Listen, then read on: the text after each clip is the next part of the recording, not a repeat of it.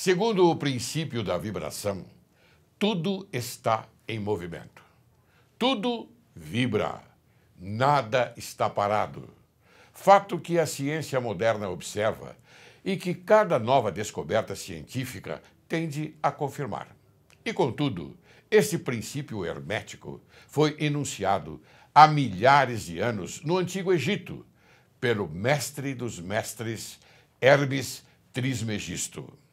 Esse princípio explica que as diferenças entre as diversas manifestações de matéria, energia, mente e espírito resultam das ordens variáveis de vibração. Desde o todo, que é puro espírito, até a forma mais grosseira da matéria, tudo está em vibração. Quanto mais elevada for a vibração, tanto mais elevada será a posição na escala. A vibração do espírito é de uma intensidade e rapidez tão infinitas que praticamente ele está parado, como uma roda que se move muito rapidamente e parece estar parada.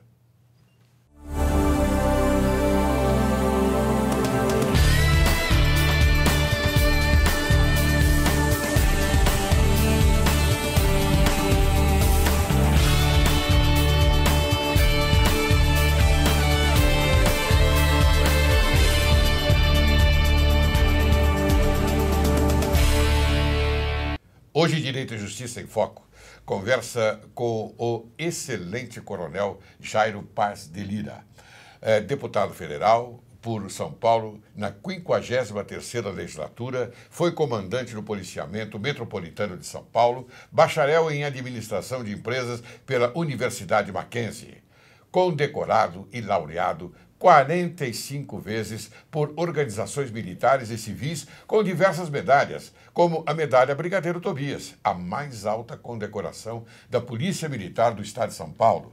Laurea de Mérito Pessoal em 1º grau da Polícia Militar do Estado de São Paulo. Medalha Ordem do Mérito Militar, elevada condecoração do Exército Brasileiro e muitas mais. Caro telespectador, você não queira saber o currículo desse homem. É um exemplo para o Brasil. É um homem que foi altamente reconhecido, não só pela Polícia Militar do Estado de São Paulo, como pelo povo também. Coronel, como vai? Estou muito bem, doutor Laércio Laurelli. Prazer em estar aqui no seu programa Direito e Justiça em Foco e espero contribuir para que os telespectadores da Rede Gospel se informem bem sobre esse assunto, que é verdadeiramente importante, muito crucial na atualidade do Brasil. Ótimo. Eu agradeço muito a sua presença, porque, caro telespectador, hoje nós vamos discutir, como diz o coronel, um problema altamente importante para todos nós brasileiros. É o Decreto 8.243. Então, ele veio especialmente para isso, para nós conversarmos com ele sobre esse decreto e para informar você, caro telespectador, para que você entenda esta interpretação, a interpretação de uma forma jurídica, eu posso dizer. Coronel, me diga uma coisa, para nós informarmos o telespectador. Estabeleça a diferença entre decreto, decreto-lei e lei. É importante a pergunta para informar o conjunto das pessoas que estão a nos ver, uma vez que o conhecimento jurídico do comum da população não é o mesmo dos praticantes do direito, claro, dos operadores do direito, claro, digamos assim. O decreto, em suma, é um ato normativo do poder público, geralmente um ato normativo do poder executivo. E na nossa atualidade jurídica, corresponde, mais frequentemente, a uma forma de regulamentar uma determinada lei. Isto. A lei, por outro lado, é uma norma votada e aprovada pelo poder legislativo do país, seja no âmbito municipal, seja no âmbito estadual ou no âmbito da União, nas suas duas casas legislativas, a Câmara dos Deputados e o Senado da República. Foi mencionado na pergunta também o decreto-lei, e ele continua sendo importante porque, embora ele não conste a figura do decreto-lei mais, como é do seu conhecimento,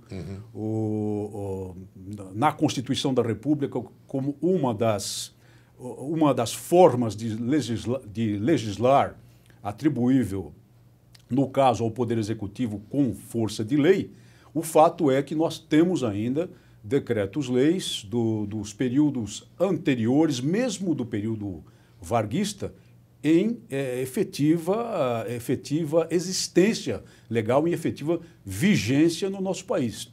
Um bom exemplo é o Código Penal Militar, por exemplo, que é um decreto-lei ainda do período militar de 1969 e foi, como se diz no jargão jurídico, recepcionado pela Constituição da República com força de lei.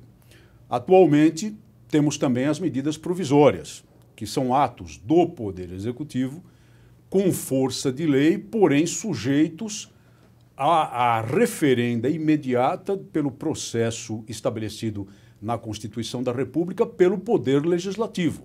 Perfeito. Mas, uma vez editadas, passam a ter força de lei até que sejam discutidas, debatidas, modificadas ou não pelo Poder Legislativo. E, aliás, é bom que as pessoas tenham conhecimento disso, mesmo porque o Poder Executivo, nos 2 últimos períodos presidenciais e um pouco também, com menos intensidade, mas de modo ainda importante no atual período presidencial da República, as medidas provisórias foram utilizadas abusivamente. O senhor acha isso? Foram utilizadas abusivamente, a tal ponto que colocaram o Poder Legislativo praticamente a fazer nada mais do que trabalhar em referendar atos praticados pelo Poder Executivo com a vestimenta de medidas provisórias, trancando muitas vezes a pauta da Câmara dos Deputados e do Senado. Isso eu vivi nos meus 20 meses de Câmara dos Deputados. A meu ver, as medidas provisórias deveriam ser emitidas pelo Poder Executivo, as condições da emissão das medidas provisórias deveriam ser muito mais estritas do que atualmente prevê a própria Constituição da República, para que não fosse possível o abuso delas, como tem ocorrido praticamente nos últimos 10 anos no nosso país. Mas a medida provisória, como se disse, então, é um ato do Poder Executivo que tem força de lei até o momento que seja avaliado, pode ser rejeitado, é claro, pelo Poder Executivo, mas produz os efeitos legais com força de lei a partir do momento da sua publicação no Diário Oficial. Então é importante que as pessoas conheçam essa distinção, conheçam a diferença entre esses institutos, mesmo porque nós vamos tratar aqui de um instituto que foi emanado do Poder Executivo, e isso é um ponto muito importante. Não teve a participação do Poder Legislativo, e é o que nós vamos debater em seguida. Você está entendendo, caro telespectador, o que o coronel acaba de dizer. É claro, quer dizer, essa foi uma manifestação de vontade do Executivo, e não uma manifestação de vontade colegiada. Colegiado, eu quero dizer, da Câmara dos Deputados e também do Senado, é óbvio. Agora, eu quero, diante desse fato, eu pergunto se nós podemos considerar este famigerado decreto como inconstitucional. Eu o considero, doutor Laércio, por uma razão muito clara, e basta ler o teor dele, o decreto 8.243, de 23 de maio de 2014. Aliás, infelizmente, datado de 23 de maio, data em que nós comemoramos, especialmente no estado de São Paulo, e nos lembramos do Dia da Juventude Constitucionalista. Exato. O dia de 1932, em que os 4 jovens, Martins, Miragaia, Drauzio e Camargo, foram massacrados pela ditadura varguista aqui na Praça da República, em plena capital paulista. Isso foi uma triste coincidência, porque a data é uma data de comemoração democrática, a data em que as pessoas começaram o levante contra a ditadura varguista em 1932, depois instalado com a Guerra Cívica iniciada em 9 de julho seguinte. Deve ter sido meramente uma coincidência, mas é importante lembrar isso como uma ironia do destino. É um decreto profundamente antidemocrático que trata de matérias que só poderiam ser discutidas, tratadas e instituídas nos seus limites permitidos pela Constituição da República, através do processo legislativo, através de lei, nunca por ato normativo do Poder Executivo.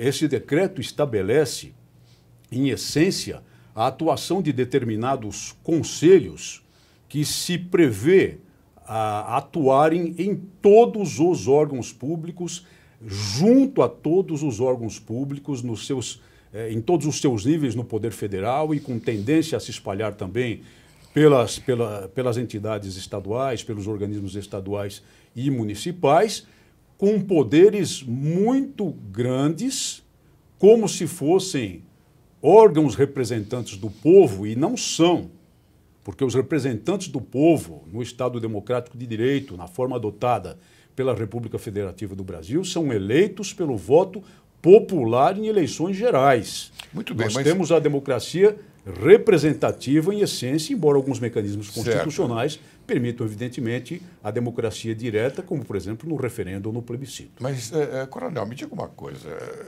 Nós estamos aqui conversando a respeito do nosso país. Nós amamos o nosso país.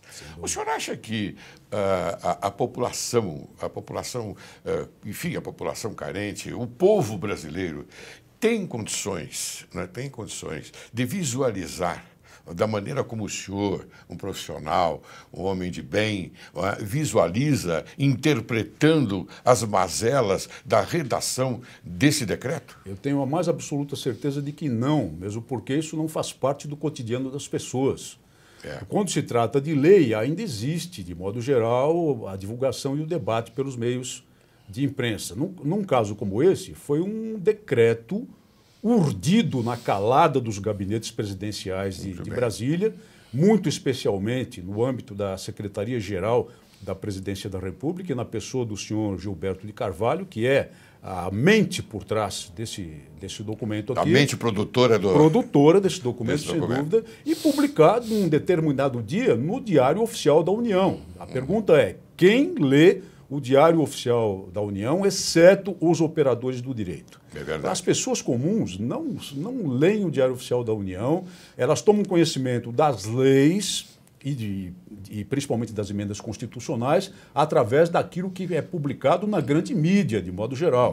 Quem toma conhecimento do Diário Oficial da União são os advogados, são os juízes de direito, são os promotores de justiça, são os servidores públicos que, por dever de ofício, têm a obrigação de lê-lo cotidianamente mesmo, todo dia. Perfeito. A população em geral nem tem ideia da profundidade, do impacto desse ato do Poder Executivo praticado à revelia do Poder Legislativo. E tão praticado à revelia do Poder Legislativo que provocou uma repulsa no próprio Poder Legislativo, mencionada e, aliás, divulgada num noticiário recente, em matéria do jornalista Carlos Chagas, todos sabem, muito bem informado, que divulgou o fato de que o próprio presidente da Câmara dos Deputados e o presidente do Senado conjuntamente apresentaram suas reservas e sua rejeição do decreto à presidente da República, mencionando providências do Poder Legislativo, que nós podemos comentar mais adiante, para torná-lo sem efeito.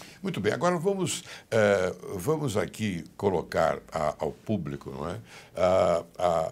O texto, vamos interpretar o texto, não é, da redação, por exemplo, dos incisos 1 e 2 do artigo 2º, que induzem uma ideologia comunista a ser devidamente implantada nesse país. O senhor acredita nisso? Mas eu acredito firmemente. A sua pergunta é muito pertinente e, na verdade, esse decreto é todo profundamente antidemocrático e estabelece uma normatização totalitária no nosso país. O que ele pretende dizer? No artigo 1º, ele diz que fica criada a Política Nacional de Participação Social.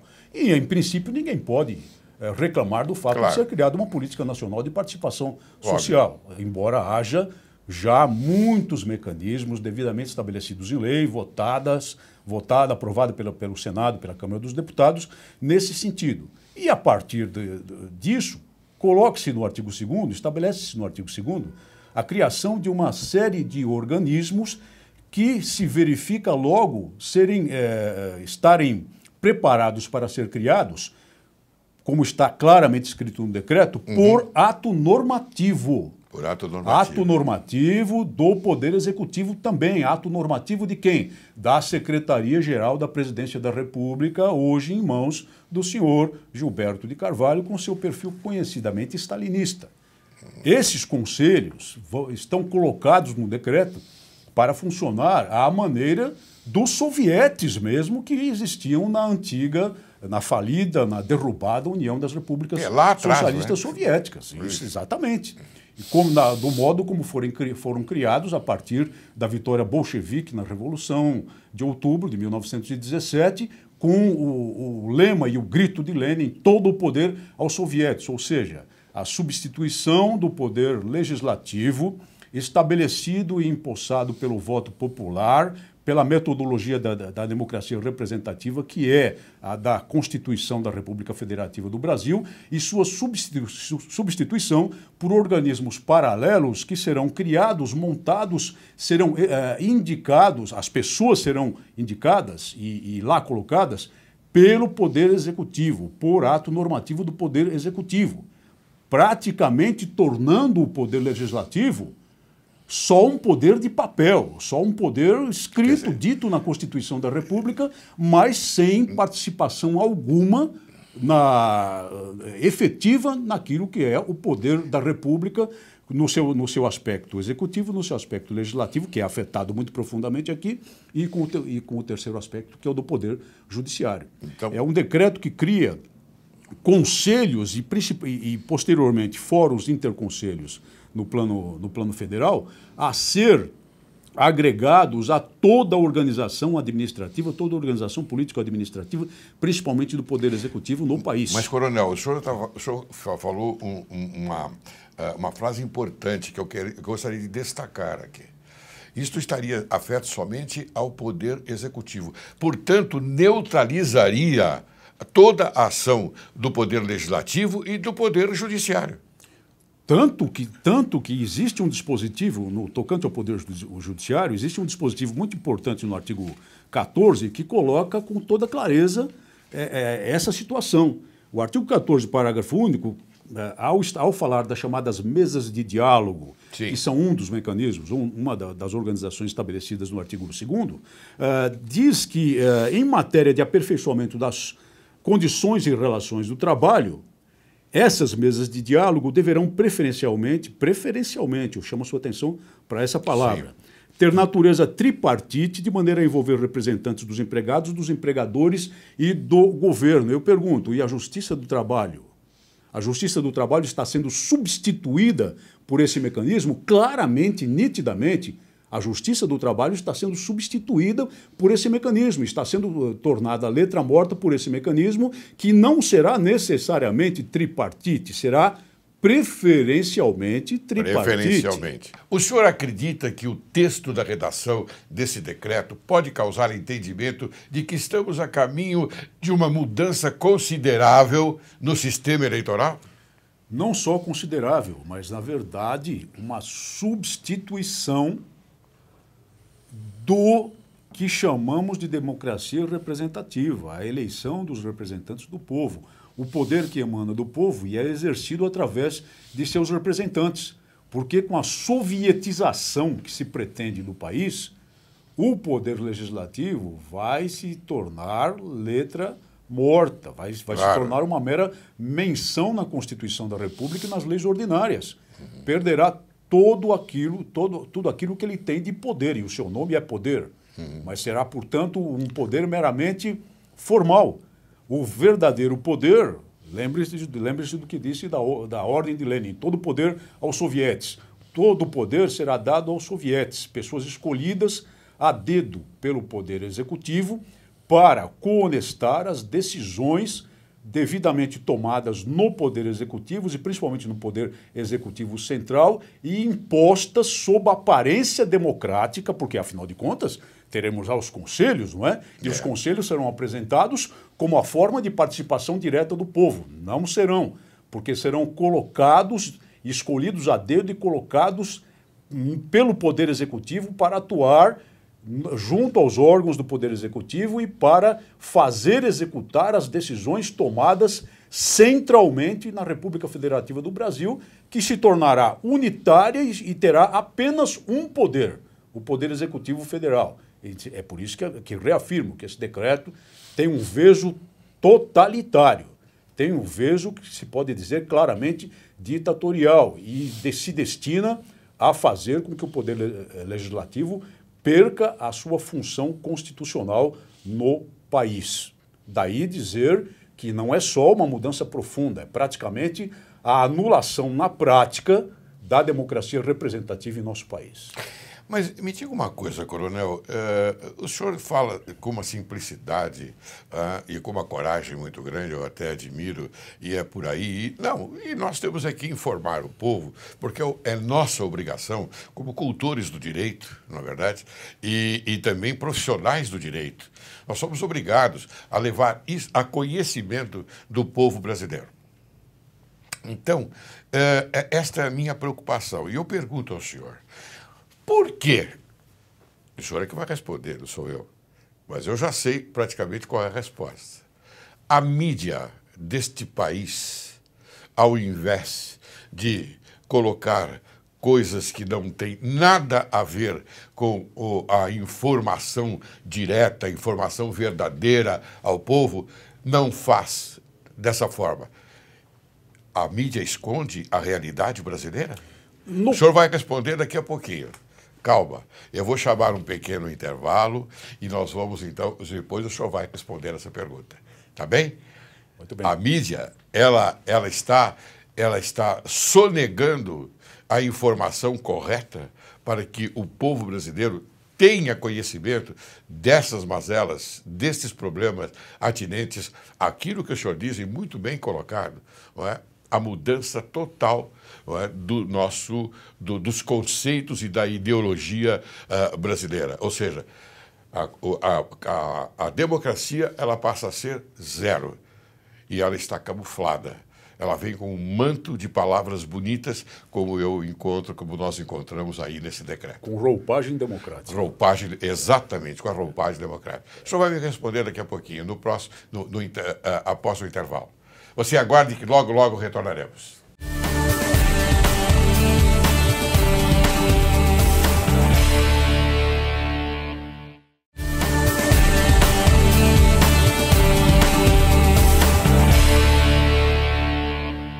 O ministro das Relações Exteriores do Líbano, Gebran Bassil, visitou o Brasil esta semana. Durante a passagem por São Paulo, o ministro encontrou com o governador Geraldo Alckmin e outras autoridades para debater temas da agenda bilateral. Bassil assumiu a pasta das Relações Exteriores em fevereiro. Anteriormente, passou por outros 2 ministérios, das Telecomunicações e o de Energia e Águas. O representante da MyTV, Spiro Askul, participou do evento e destacou a chegada no Brasil do aplicativo Lebanon Connect, que vai conectar os libaneses no mundo todo. So MyTV is a global linear TV or live TV broadcast and on-demand platform. It allows expatriates wherever they are in the world. For example, Lebanese in Brazil, Lebanese in America, Turks in America, maybe Indians in Dubai. So the whole concept is to allow for immigrants and expatriates to have access to their live TV and on-demand videos anywhere in the world.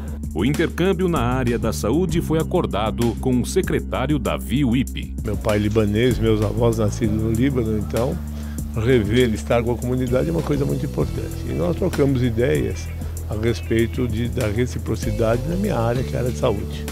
Tanto do ponto de vista de saúde pública como privada, os interesses do Líbano e do Brasil e a competência são semelhantes. Então, nós vamos caminhar nessa negociação para aumentar o intercâmbio de conhecimentos e pesquisa, tanto no Líbano com o Brasil, como o Brasil e o Líbano.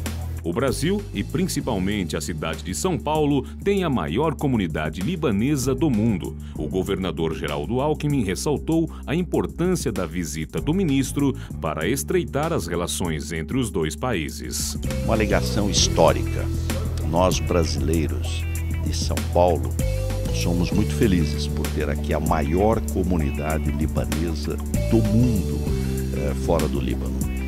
São laços fraternos de cooperação e a presença do ministro Gebran Bacil vai fortalecer ainda mais. Discutimos sobre turismo, possibilidade de fortalecer aí o turismo em ambos as nossas comunidades, área gastronômica, a boa culinária árabe e a boa culinária brasileira, investimentos também importantes, saúde, né?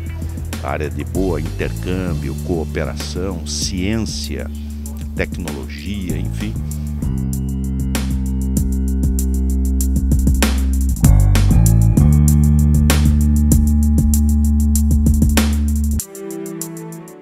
Retornamos. Então, coronel, como é? A pergunta que eu fiz no primeiro bloco. No caso desse decreto soviético, alguns órgãos da grande mídia alertaram a população sobre o real significado deles, até em editorial. Nós vimos, por exemplo, editoriais importantes de alerta no estado de São Paulo, na Folha de São Paulo, e alguns órgãos de imprensa do Rio de Janeiro. Mas não vemos isso em todos aqueles que deveriam estar alertas para as liberdades democráticas. E a imprensa, o sentido de existência da imprensa no Estado Democrático de Direito é exatamente manter-se alerta a respeito das ameaças a esse Estado Democrático de Direito e para informar a população oportunamente. Nós não vemos outros órgãos da grande mídia muito populares aí tratando desse assunto com a devida intensidade e a devida profundidade.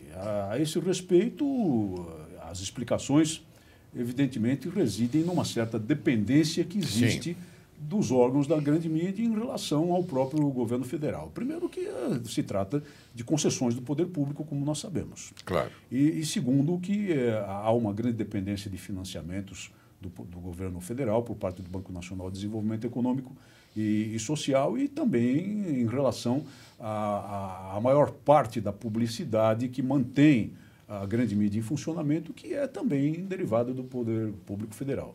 Imagine a população se de repente minguasse para os órgãos de imprensa escrita, para as emissoras de TV e de rádio, a publicidade de gigantes como o Banco do Brasil, como a Caixa Econômica Federal, como a Petrobras. Certamente nós teríamos uma quebradeira mais ou menos generalizada. O fato é que a liberdade de imprensa é crucial no Estado Democrático de Direito. Não existe Estado Democrático de Direito se não houver liberdade de imprensa. Esse é um bem muito valioso pelo qual nós devemos sempre lutar e nos manter alertas para que não diminua a atuação dos órgãos de imprensa na fiscalização livre, né? do poder, a imprensa livre na fiscalização do poder. E a sua pergunta, então, é muito importante e mostra um problema muito sério que vivemos atualmente. Os alertas não foram suficientes por parte da grande mídia. A explicação ao povo, aos leitores, àqueles que acompanham as emissoras de rádio e TV, não foram suficientemente intensas e nem suficientemente profundas. E uma das coisas que aqui estamos fazendo pela Rede Gospel é exatamente suprir uma lacuna tão importante como essa. Muito bem. Eu tenho mais uma pergunta a fazer, inclusive, naturalmente, ligada a essa parte democrática. As diretrizes compostas não só pelo artigo 3º, mas sim pelo decreto em si, elas podem causar uma convulsão democrática? Sim, e o artigo 3º é muito fundamental. O texto do artigo 3º é até espantoso.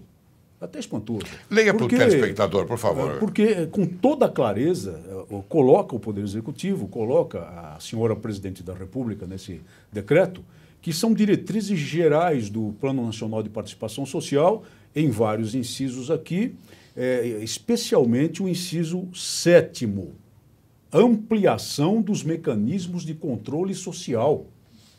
Ampliação dos mecanismos de controle social.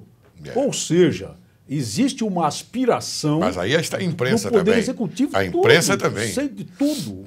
Tudo. Controle social. Que tipo de poder quer exercer o total controle social? Só o poder totalitário. Só o poder absolutista.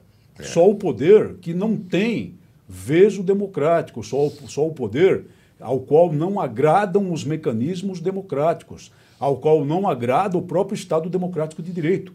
O único tipo de controle social admissível no Estado democrático de direito é aquele exercido pela lei, votada e aprovada pelo Poder Legislativo, com fundamento constitucional e com a salvaguarda do possível exame de constitucionalidade pelo Supremo Tribunal Federal independente. E nós não estamos vivendo esse processo no nosso país. Esse é o único mecanismo de controle social admissível. As pessoas cumprirem a lei porque a lei é boa, porque a lei foi votada e aprovada pelos representantes do povo, porque o poder do povo, exercendo-se através do Poder Legislativo, exercendo-se através dos seus representantes, impôs aquela lei porque aquela lei é boa para o país. Esse é o único mecanismo de controle social. E claro que aqueles que não estiverem de acordo, como os criminosos, por exemplo, serão evidentemente punidos e até terão a sua liberdade temporariamente suspensa por não terem se conformado com a lei. A lei que apareceu, que surgiu no país, pela vontade do povo através de seus representantes.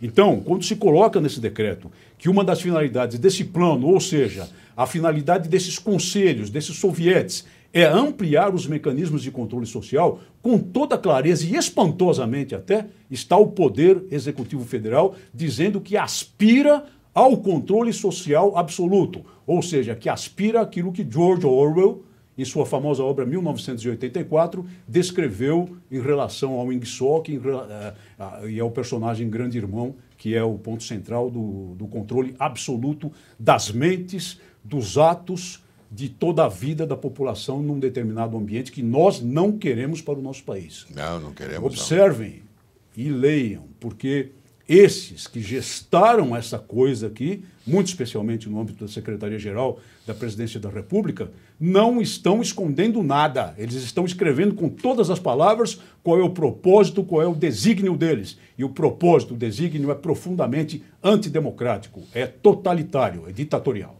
E o senhor aqui decifrou muito bem esta intenção. Não é?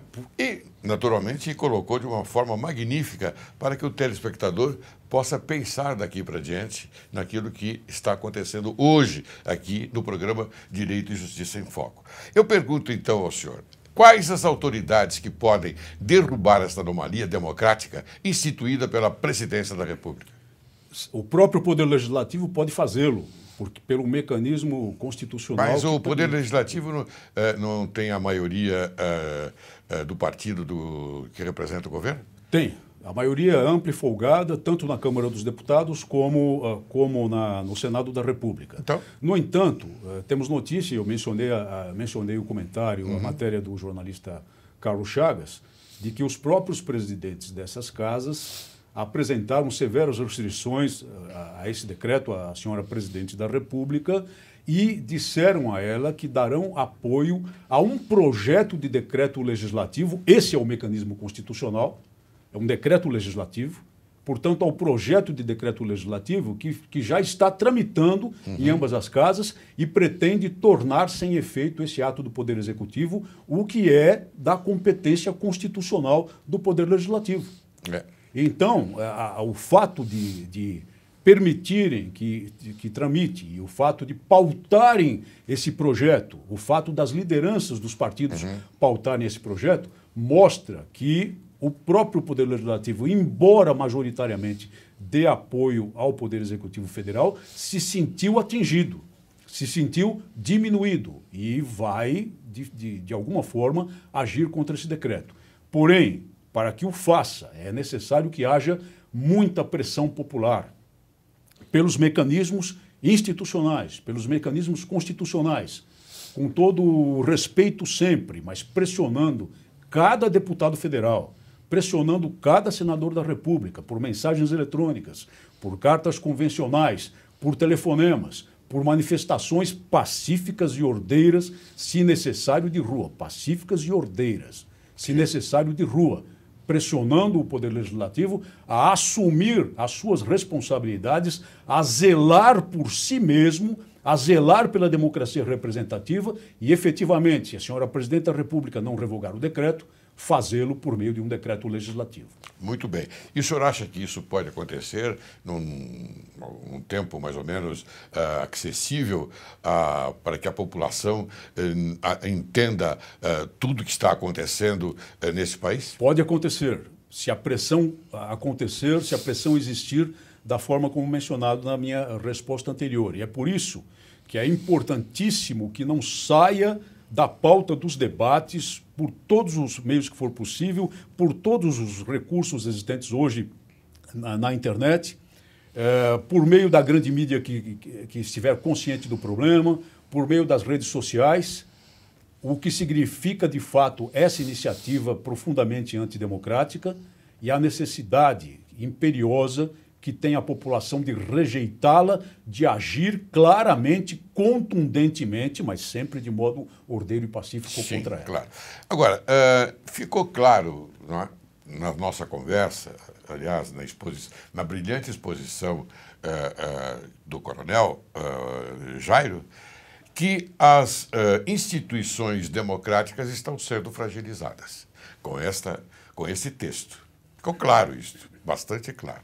Então eu pergunto, o senhor acredita que o povo que vota entenderá esse decreto como nós interpretamos aqui? Aqueles que votam, obviamente. Se forem suficientemente informados sobre ele, passarão a entendê-lo melhor.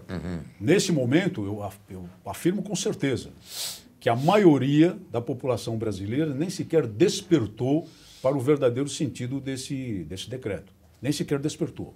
E uma das coisas importantes que estamos a fazer com a veiculação desse programa é ser um dos instrumentos desse despertar. O que é necessário é que as pessoas entendam que o que se propõe aqui, sob fachada democrática, com roupagem democrática, é uma tentativa contra o Estado democrático de direito. É uma tentativa totalitária, é uma tentativa de concretização de uma revolução por via de um decreto federal. Mas, coronel, parece que o povo não está assimilando bem aquilo que nós estamos conversando aqui, e passará a assimilar, é óbvio, em decorrência de um evento bastante importante para o Brasil, que é a Copa do Mundo. Não é? É um fato, e não à toa o Poder Executivo escolheu exatamente as vésperas da Copa do Mundo para essa finalidade.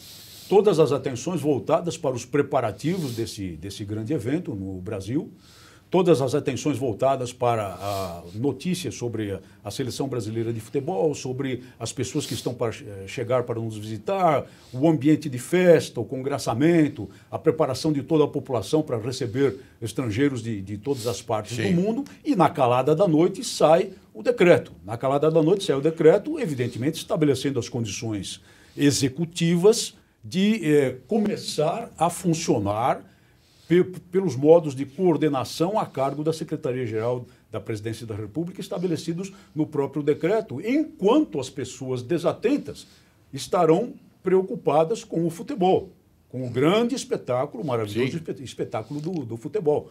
Não é à toa que sai nesses momentos. Aliás, iniciativas como essa costumam acontecer assim mesmo, na calada da noite. E mesmo no processo legislativo, com a votação de leis ordinárias, muitas vezes, com a minha experiência na Câmara dos Deputados, eu posso lhes dizer isso com certeza, matérias extremamente importantes para o país são votadas de afogadilho. São votadas quando há poucos deputados efetivamente presentes no plenário da Câmara. Um grande exemplo que eu dou, e que é um exemplo que viola um direito do brasileiro, que é o direito de legítima defesa, foi a votação do Estatuto do Desarmamento no dia 22 de dezembro de 2003. No dia 22 de dezembro de 2003, senhoras e senhores, pensam que havia quantos deputados no plenário que aprovaram aquela lei? Uma lei ordinária. Poucos mesmo. Eu cansei de ver leis votadas e aprovadas por votação simbólica, orientação das lideranças, no painel 513, no painel 490 deputados federais e no plenário 1012. E muitas vezes E isso acontece porque, evidentemente, não existe a verificação de presença, que seria um mecanismo muito complicado de explicar aqui, mas mesmo em termos de lei acontece no nosso país, às vezes na calada da noite. E um decreto, então, que sai do gabinete presidencial, pode ser preparado, pode ser urdido, pode ser editado, publicado no Diário Oficial, que ninguém lê, e começar a funcionar. Podem ter certeza de que o atual poder não perde tempo. E uma vez publicado o decreto, as engrenagens do poder começam a se movimentar para que ele seja efetivado, para que ele produza efeitos concretos na realidade do país, de tal modo que, se não acordarmos, quando quisermos abrir os olhos, já estaremos debaixo do regime dos sovietes. E aí, com fachada de participação popular, evidentemente, como aconteceu na trágica história da União das Repúblicas Socialistas Soviéticas, em que os sovietes locais, por exemplo, tinham, teoricamente, que ter a participação de todos, não só daqueles que eram os conselheiros, mas também da população que deveria aparecer nas sessões dos sovietes para aplaudir as decisões, que não eram decisões tomadas localmente, eram decisões apenas no sentido de implementar as decisões tomadas pelo Comitê Central do Partido Comunista da União Soviética. E ai daquele que não aplaudisse. E leiam Solzhenitsyn, por exemplo, Arquipélago Gulag, em que ele menciona episódios em que as pessoas tinham medo de ser as primeiras a deixar de aplaudir. Porque a primeira a deixar de aplaudir já era considerada sob suspeita. E aquele que discordasse, talvez, numa reunião desses sovietes, como fatalmente acontecerá nesse processo em que as engrenagens vão destruindo o Estado Democrático de Direito, aquele que ousar discordar pode até ter a sua discordância registrada na ata da sessão.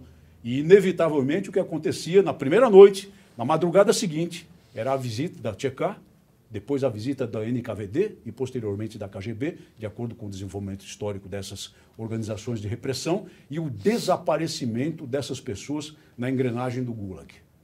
E não é isso que nós queremos para o nosso país, e é esse o risco que esse ato do Poder Executivo profundamente antidemocrático oferece à nação brasileira. Então quer dizer que, pela sua experiência e pela sua colocação, trazendo também estes exemplos que aconteceram realmente, o senhor acha que, se porventura nós caminharmos para a solução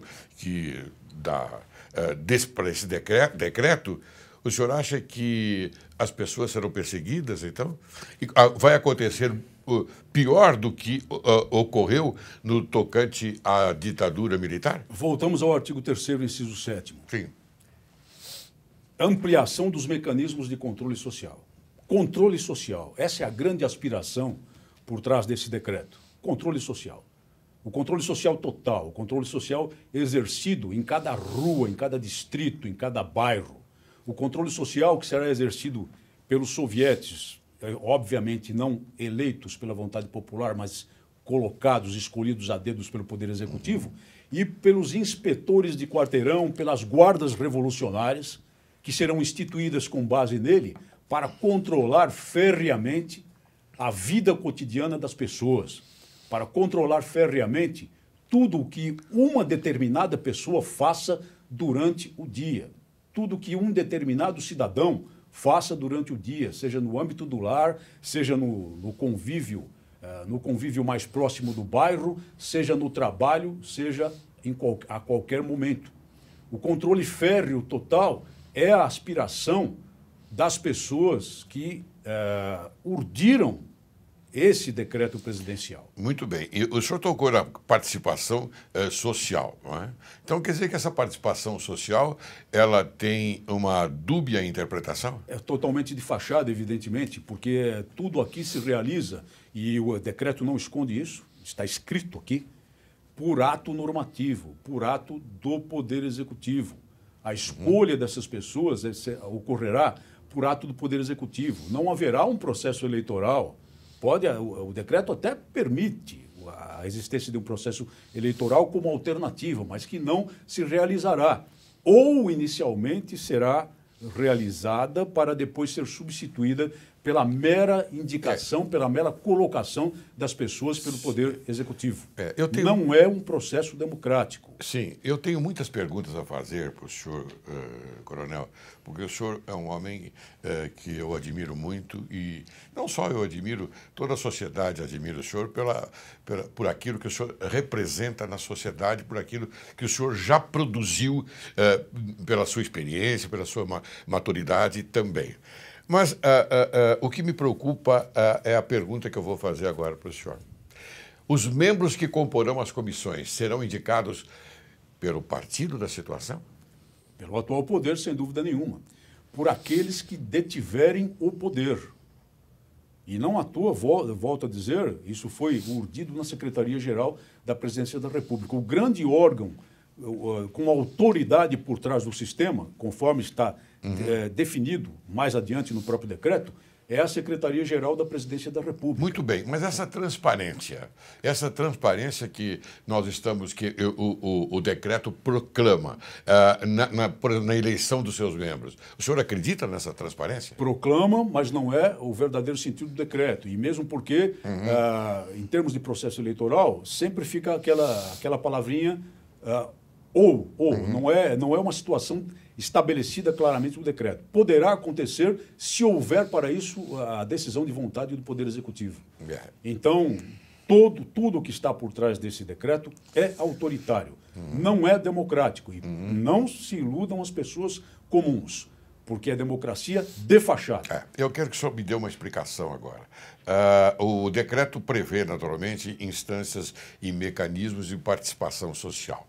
Eu queria que o senhor, naturalmente, colocasse, e eu até suscito, desse caso, a lembrança do Conselho dos Comissários do Povo.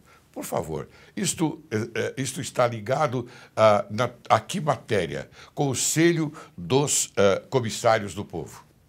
Para finalizar minha participação, basta lembrar que o Conselho dos Comissários do Povo nunca foi um órgão eleito pela vontade popular, mas sim um órgão colocado pelas estruturas dominantes na antiga União das Repúblicas Socialistas Soviéticas pelo Partido Comunista da União Soviética, que era a única e real instância de poder. E é isso que se deseja para o país. É um decreto exatamente para criar o mecanismo do Conselho de Comissários do Povo. Os sovietes, que nada têm de democrático e que produzem o caminho da ditadura. Muito bem, Coronel Paes de Lira.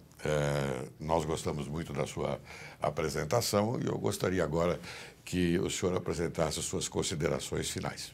Não poderiam ser outras, doutor Laércio, senão alertar as pessoas para que tomem conhecimento do texto mesmo completo desse decreto, embora não seja do hábito do brasileiro. Levem em consideração aquilo que aqui dissemos e tomem posição clara e definida contra esse projeto revolucionário totalitário representado por esse mal-sinado decreto. Caro telespectador, antes de encerrar o programa, eu quero avisar que nós vamos colocar na íntegra o texto deste decreto à disposição daqueles que se interessarem no nosso site e também no nosso endereço eletrônico. Portanto, se você tem curiosidade de interpretar e de conhecer melhor aquilo que nós conversamos hoje aqui, você acesse o nosso site, o nosso Facebook, que lá estará, com certeza, na íntegra, o texto do decreto que nós acabamos de conversar aqui. Correto? Coronel, eu fico muito grato pela sua preciosa colaboração com o programa Direito e Justiça em Foco, porque o nosso objetivo é informar o povo. Esse é o nosso objetivo, informar o povo, mas a verdade sobre aquilo que nós estamos passando nesse país. Então, o senhor trouxe uma contribuição excelente. Eu fico muito grato mais uma vez. Eu é que fico.